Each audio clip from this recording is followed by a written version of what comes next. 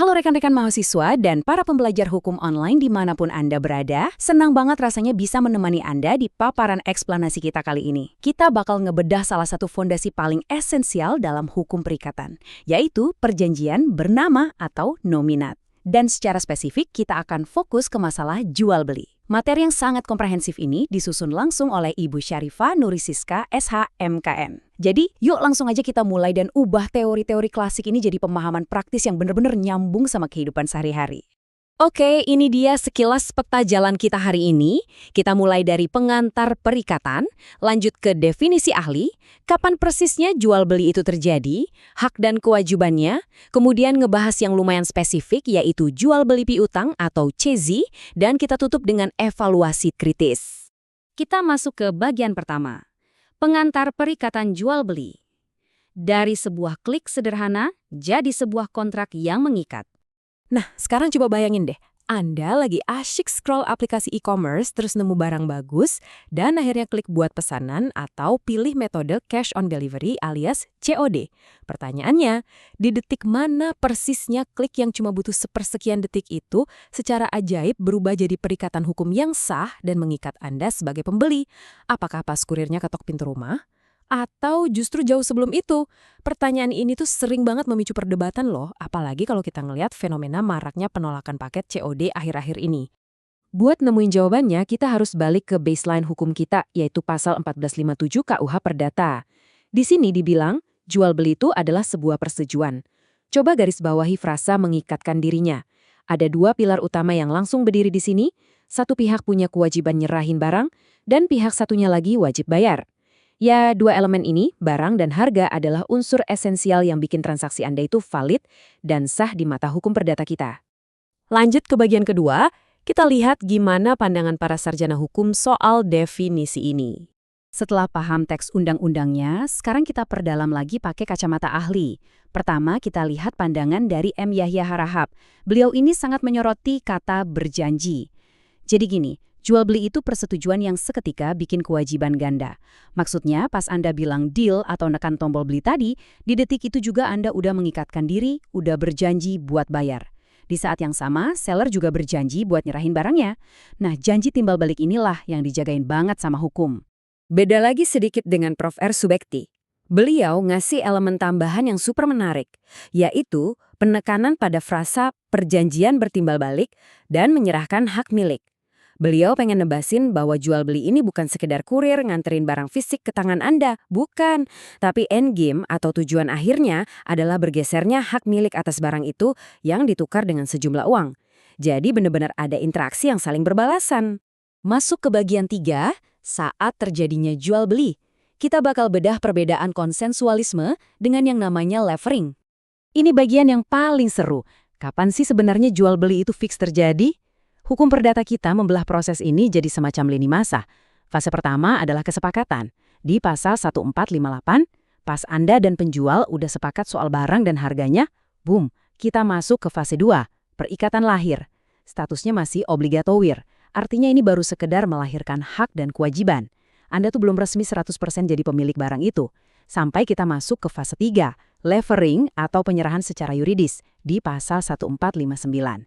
Jadi ingat ya, sekedar membeli itu nggak sama dengan langsung memiliki hak milik di detik yang sama. Ada prosesnya. Jadi, rahasia utamanya tuh ada di asas konsensualisme ini. Asas ini bilang persetujuan jual beli itu udah lahir, sah dan mengikat. Persis di detik kalian berdua bilang sepakat. Bayangin loh, meskipun barangnya belum Anda pegang dan uangnya juga belum Anda transfer sama sekali, tapi hukum ngelihat kontraknya udah jalan. Makanya, buat konteks zaman now, klik checkout atau milih opsi COD di aplikasi itu adalah wujud paling modern dari kata sepakat ini. Oke, bagian keempat. Kita ngomongin hak dan kewajiban para pihak, alias keseimbangan prestasi. Kalau kita bicara hukum, kita pasti bicara soal keadilan yang proporsional. Dalam kontrak jual beli, keadilan itu bentuknya pembagian hak dan kewajiban yang seimbang. Berdasarkan KUH Perdata, si penjual ini punya dua kewajiban esensial. Pertama, nyerahin barangnya, dan kedua, menanggung barang itu. Termasuk ngejamin kalau barangnya nggak punya cacat tersembunyi. Di sisi lain, kewajiban si pembeli kelihatannya lebih simpel, tapi sifatnya mutlak. Ya bayar, membayar harga sesuai waktu dan tempat yang udah disepakati. Kalau salah satu aja meleset atau nggak nepatin janji, wah itu udah masuk kategori wan prestasi. Nah, karena kewajiban tadi udah dilaksanain, otomatis muncullah yang namanya hak. Penjual berhak penuh nerima uang pembayaran sesuai kesepakatan. Sementara pembeli punya hak hukum buat nerima penyerahan barangnya. Bisa secara nyata, fisik barangnya diserahin, atau secara yuridis lewat balik nama dokumen kepemilikan, misalnya kalau beli motor atau tanah. Itulah indahnya equilibrium di dalam sebuah kontrak perdata. Kita sampai di bagian kelima, jual beli piutang, atau yang lebih dikenal dengan istilah sesi. Ini tentang mengalihkan hak atas benda yang nggak ada wujudnya. Sekarang gimana ceritanya? Kalau yang dijual itu nggak bisa Anda sentuh atau pegang. Pasal 613 KU Perdata punya jawabannya.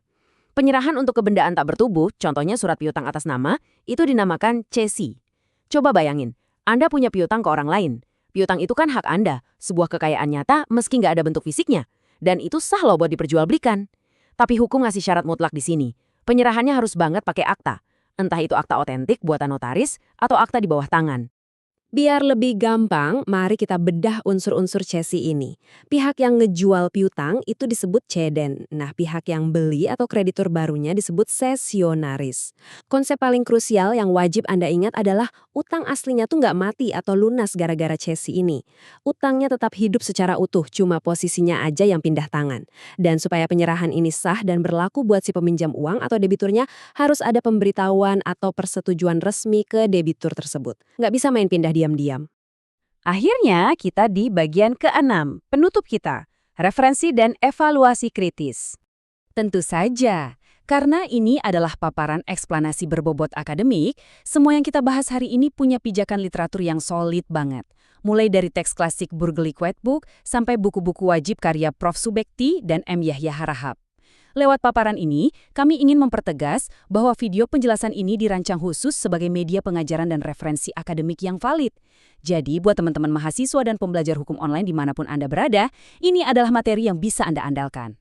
Sebelum kita benar-benar pamit, saya mau ninggalin Anda dengan satu pertanyaan diskusi yang lumayan bikin mikir nih. Mengacu pada kuatnya asas konsensualisme di pasal 1958 yang bilang kontrak itu udah sah dan lahir seketika pas kalian sepakat, coba analisis. Apakah sistem cash on delivery atau COD di e-commerce saat ini udah ngasih perlindungan hukum yang benar-benar seimbang buat si seller, terutama nih pas konsumen tiba-tiba secara sepihak nolak paket yang udah sampai di depan rumahnya? Silakan direnungkan, dikaji pakai teori-teori tadi. Karena sejatinya hukum itu harus bisa menjawab realitas yang ada di masyarakat kita. Terima kasih banyak udah nyimak materi akademik ini sampai habis. Terus asah logika dan daya kritis hukum Anda, dan sampai jumpa di pembahasan seru berikutnya.